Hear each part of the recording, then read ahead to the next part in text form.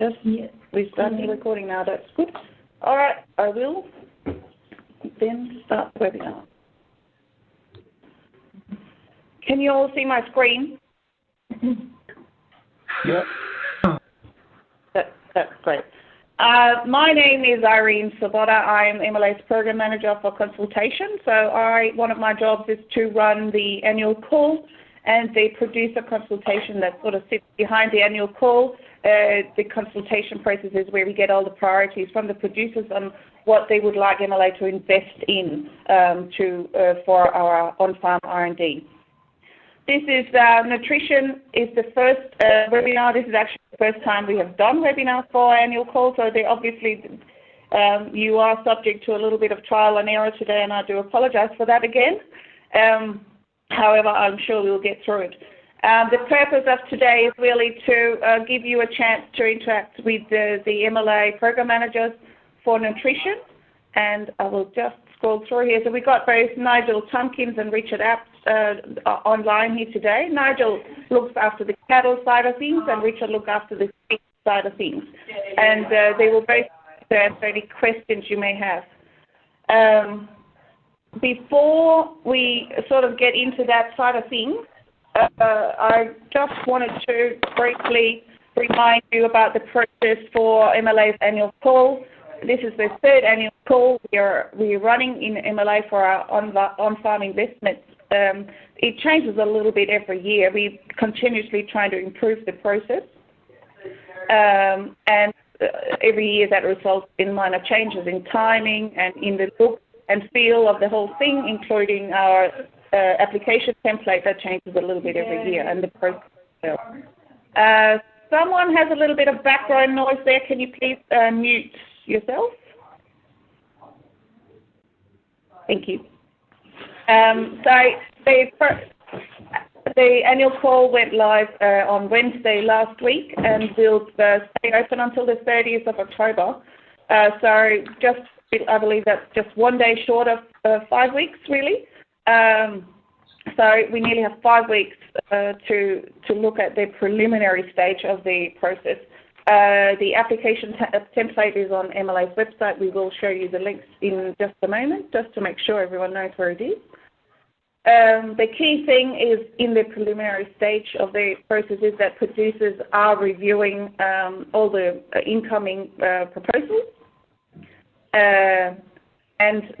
So the key thing is to make sure you write for producers, really, because if they don't understand what you're saying, if you use really technical language, then they may not prioritize your project very highly.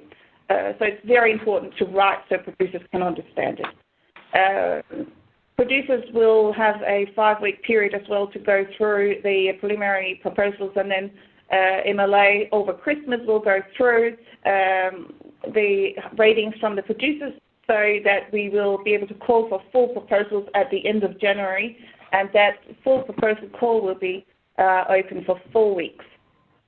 This year we have the expert panel meeting in about another 4 weeks after that, so at the end of March, and then the Red Meat panel will look at the final recommendations to MLA. They will meet in early May, and then provide not investment decisions, but a recommendation to MLA on which proposals from the 2018-19 call should be funded by MLA. And that would mean that hopefully we are ready to more or less implement projects by come 1st of July, or come July anyway, in the next financial year. If there are any questions about that, I'm more than happy to take that. Otherwise, I will just go to Richard and Nigel to please introduce yourself, and I'll also pull up the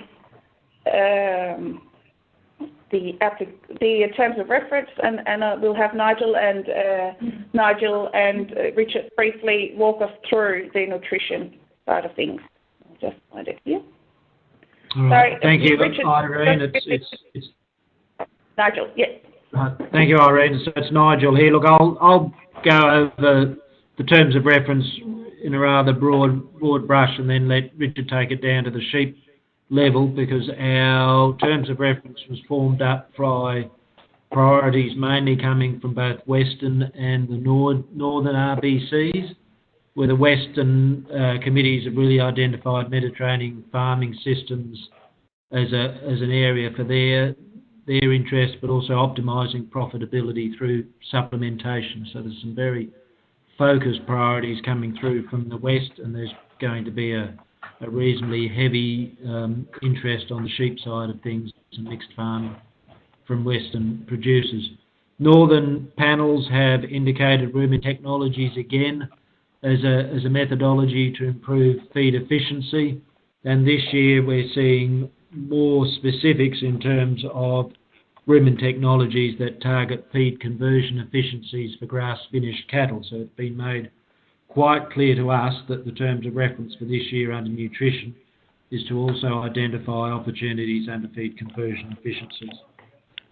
Something different that's also come in this year from the priorities has been looking at the development of on-farm diagnostic tools.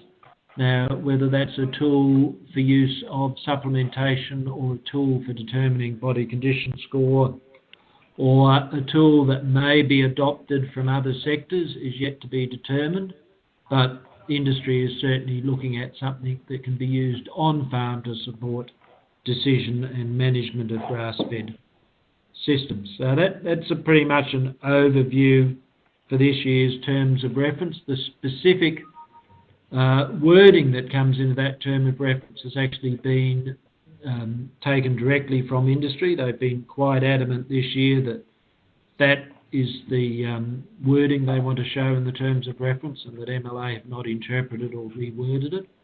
So certainly when you're looking at development of diagnostic capability or commercialisation of new technologies to analyse pasture, that's been coming directly from industry. Look, I might turn it over to Richard to talk briefly about the sheep side of things and how the terms of reference will align to the sheep and prime lamb sectors, and then we can come back to some more details on the terms of reference. Thanks, Nigel. Thank you, Nigel. So I think from the sheep perspective, I think the two strong components that came in there, Nigel's already mentioned, is managing nutrition in mixed farming systems area, and there's quite a lot of wheat cropping, cropping and sheep production across the south, and particularly in Western Australia. So ways to most effectively balance or manage that nutrition and that source of nutrition. The other one that was quite strong and came from both the south and western panels was the dot point around the feed conversion measurement at pasture, and then ways to manipulate feed conversion efficiency through supplementation or other interventions.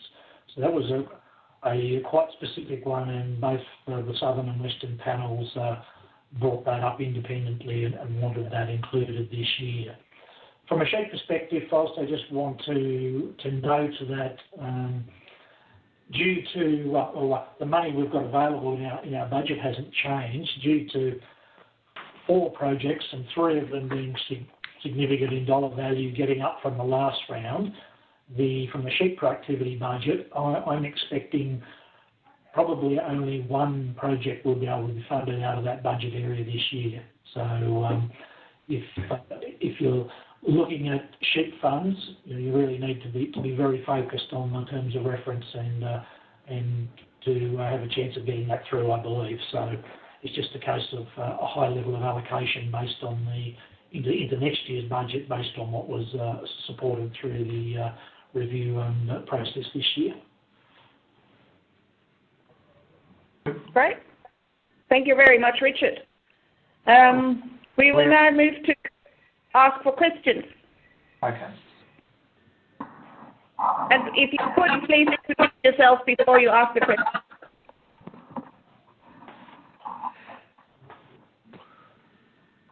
Richard, you've only, you have just 1 project to go forward this year, you believe, in the sheep nutrition area. would it be best if that was complementary to existing investments? For example, the work on trying to understand better the nutrient requirements of maternal ewes? Or do you have... In that context... Sorry, Hutton, go ahead. No, that's fine. You understand the gist. I think that work is set to deliver within the project itself, and I guess the other part, of course, is the other work that you're looking to develop with outside of this call process. So I probably wouldn't see an additive piece of work on that being the best option, given there's already one project started in that area, and likely through the other activities outside of this call, another more extensive piece of work in that area. Hutton? Okay. So you want something totally new?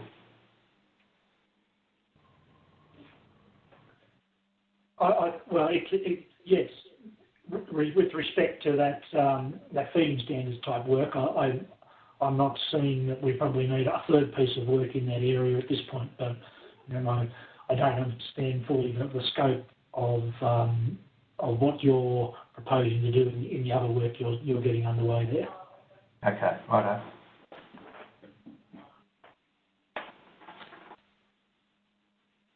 Thank you, Hutton. Are there any other questions for Richard and Nigel? Yes, we got Andrew putting his hand up. I can see. So, Andrew, if you can... I'm not quite sure whether I'm using... Yep. Richard, does that mean then that given the focus is on mixed farming and possibly cropping, and where that might fit in, then feedlotting type work would be fairly low down on the priority as well? Feedlotting, to best of my recollection, and I'd ask Irene to comment being closer to the direct feedback, but I don't recall feedlotting coming up through the southern or western panel priorities. But Irene, could you comment on that as well, please? To my recollection, I think there may have been a mention of it in the southern priorities, but clearly it wasn't one of the ones MLA chose to go ahead with. Yep. But I think it may have been mentioned. That's good. It just at least clarifies that one that we're not to focus on that really.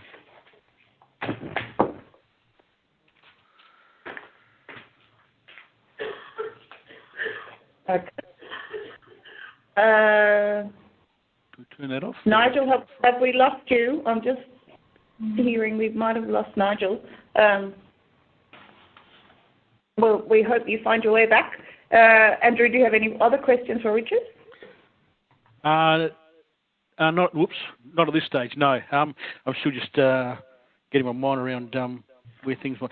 So really, I guess in the big picture, it's going to be a collaborative effort probably across the southern states, or certainly institutions that'll have the best chance of getting up there. Andrew, yes. Here, yes. My view on that is yes, and I think if we look at, certainly from the sheep projects that were supported through the producer panels and finally by the expert panel and ultimately recommended to be supported, the larger projects there were certainly multi-party across 2-3 states. So looking at, just briefly looking at that though, Richard, are you looking at on-farm stuff rather than, or you prefer stuff that actually carries right the way through to post-farm carcass attributes and the whole bit? So we've got a paddock to plate type approach, or it's the farmers and the priorities of more focused it back on farm? For me, within this call, the focus is more back on farm, but indirectly, if we have better nutrition and production systems, then ultimately that contributes to better eating quality as well. But eating quality specific work is largely being, from the sheep perspective, our funds there are allocated into the sheep CRC in one of the programs there, and and through the MSA R&D budgets. Right. Okay. Do I click on that to make my hand go up? Yes, so who have we got here? Oh, this is Hutton playing with your technology, trying not just put my hand up. Yes, very good, very good. Would you like to ask another question? Okay, yes, I do. It seems to me that there's a common language between both the North and the South. They're using this thing called feed conversion efficiency, but really it's about feed, for amount of feed to get maximised gain. And so the way it's articulated, it looks more like the nature of supplementation and the responses to such things. Would that be a fair way of describing a commonality between those, both the southern and the northern, between sheep and cattle? I'm looking in the objectives section of the terms of reference. That's your first. Just so you know, we're on the third dot point, I think, very much encapsulates what you've just said there. Yeah. The third last one that specifically mentions feed conversion efficiency, SAMRAC were quite specific that they wanted that point worded in the manner that it is, and accurate and effective feed conversion efficiency in pasture systems. You know, my interpretation of their intent was can we develop ways to be able to measure that reasonably in a pasture-based system? And so, you know, you've got plenty of experience in this area. I know it's a difficult thing to do in a cost-effective manner in a commercial situation. But so that was specifically, is my understanding, that dot point, and I'll defer to Irene to confirm. But they were very much on that point focused around feed conversion efficiency in the technical sense. Okay, so there's a number of range of definitions for that, but on that dot point, I would have looked at options for manipulation through supplementation. So in short, you've got marked up around the third dot point and that fifth dot point. Okay. So the fifth dot point, I agree there's a second part to it, yes, so there's two components to that. So I was focused on the first bit of that sentence when I made that statement. But the fifth dot point says they really want the responses quantified. Yes, that's exactly correct, and that was a specific southern one. This one, the fifth dot point. Yeah. Okay, that's good.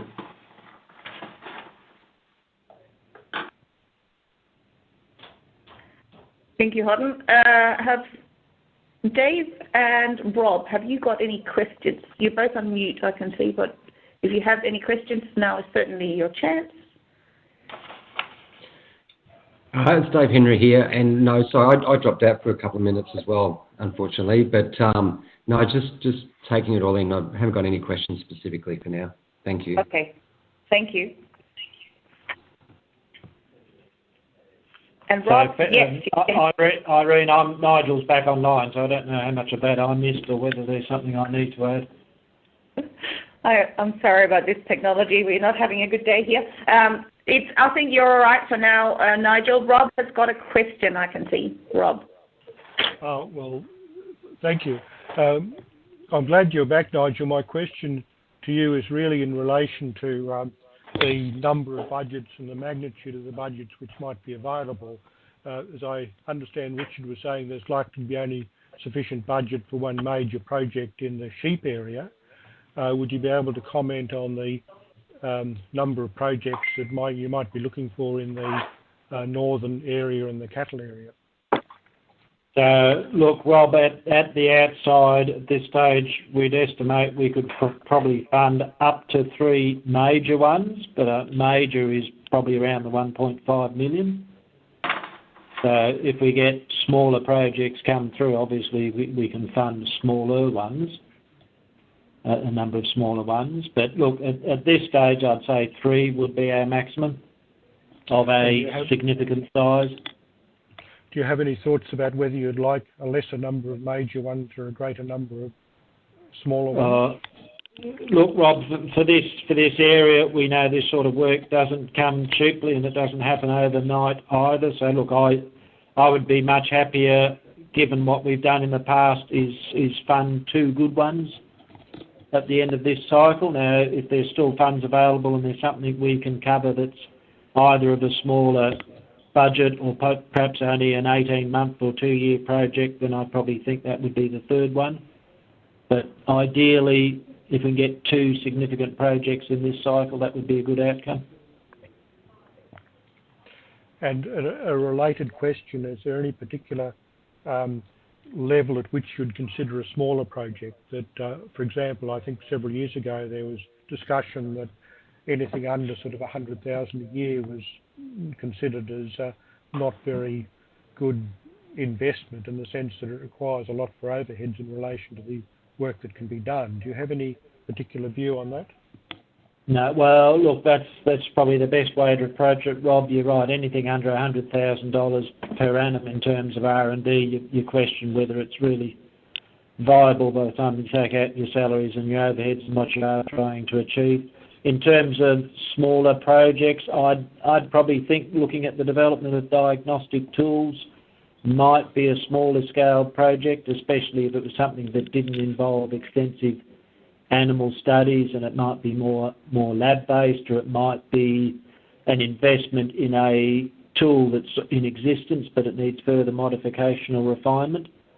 So I wouldn't be against saying, if there's a tool in other areas, how can we make it more suitable to the beef industry, or what sort of refinement does it need in terms of resolution, or does it give us a green for supplement is okay and a red for an animal needs supplement, or does it actually give us an outcome that gives us so many grams of phosphorus required per day per head?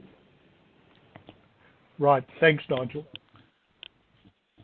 Thank you, Nigel. Thank you, Rob. Now, we've got both Dave and Hutton with their hands up. Dave, did you have another question?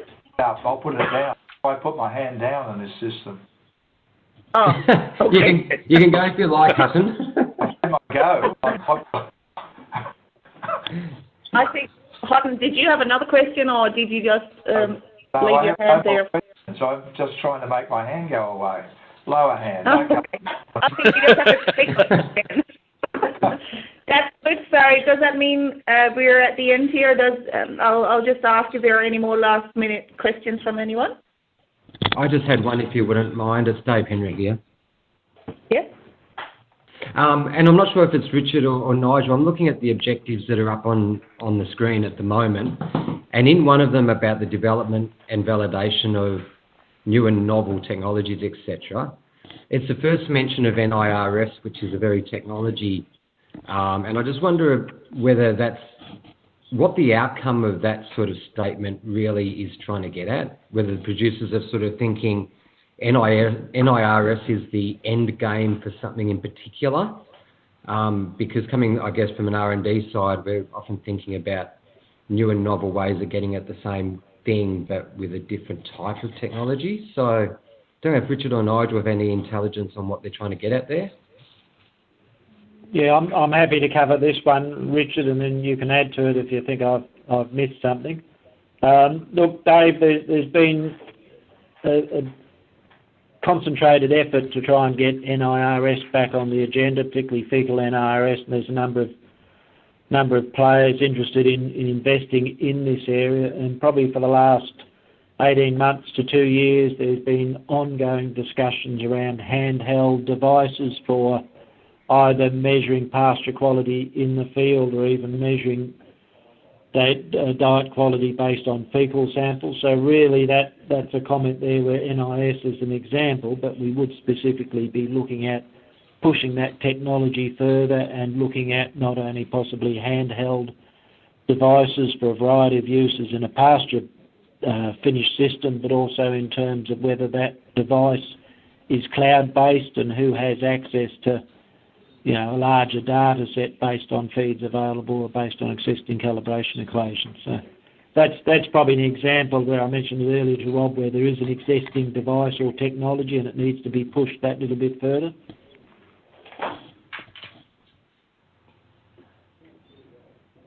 Great, Nigel. Richard, do you have any answers the comments? question. Yep. Okay, all good. No, it's all good. Thanks, Nigel. I'm all good too. Can I go? Yes, well, I actually think we're at the end here. Thanks everyone for joining us. Thank you to Nigel and Richard for your time to answer questions. Just to let you know, we will put the recording of the webinar up on the website for anyone to access it. And also, you both have Richard and Nigel's contact details there in the terms of reference. So we very much encourage you to get in touch if you have any further questions over the next couple of weeks when you put together your proposals. Just get in touch with MLA and the program managers. All good. Thank you. And once again, final apology for the technology issues we had today. Hopefully, we'll get there next time. Thank you, everyone. And thanks very much. Thanks very much, everyone. Thank you, Irene. Thank you. Bye-bye. Yeah. Bye. Bye.